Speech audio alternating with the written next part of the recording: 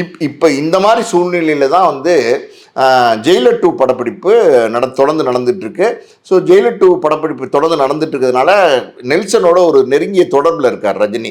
So அப்படி ஒரு break டைமில் வந்து கேஷுவலாக வந்து நெல்சன்ட்ட ரஜினி கேட்குறாரு, நெல்சன் நாங்கள் 2 பேரும், அதாவது ரஜினி கமல் சேர்ந்து நடிக்கிற படத்துக்கு உங்கள்கிட்ட ஏதாவது கதை இருக்கா, அதாவது லைன் இருக்கா அப்படின்னு வந்து கேட்குறாரு. நெல்சன் வந்து 2 நாளில் பார்த்தீங்கன்னா ஒரு டிஃப்ரெண்ட்டான ஒரு சப்ஜெக்ட். அதாவது நெல்சனை பொறுத்த வரைக்கும் பார்த்தீங்கன்னா பொதுவாக அந்த டார்க் காமெடியை ஹேண்டில் பண்ணுறதுல ரொம்ப எக்ஸ்பர்ட்டு. ஸோ அதெல்லாம் கலந்து அதே நேரத்தில் அதுக்குள்ள ஒரு ஆக்ஷனு, ரஜினி கமல் 2 பேருக்குமே ஈக்குவல் ஸ்பேஸ் இருக்கிற மாதிரி ஒரு வித்தியாசமான கதையை வந்து ரஜினிகிட்ட சொல்கிறாரு. ரஜினிக்கு அந்த கதை பிடிச்சி போச்சு.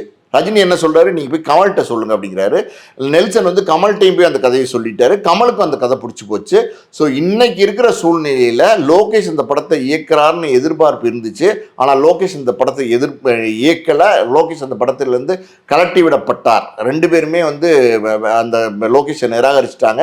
நெல்சன் தான் அது இயக்க போகிறாருங்கிற ஒரு தகவல் வந்து வந்திருக்கு.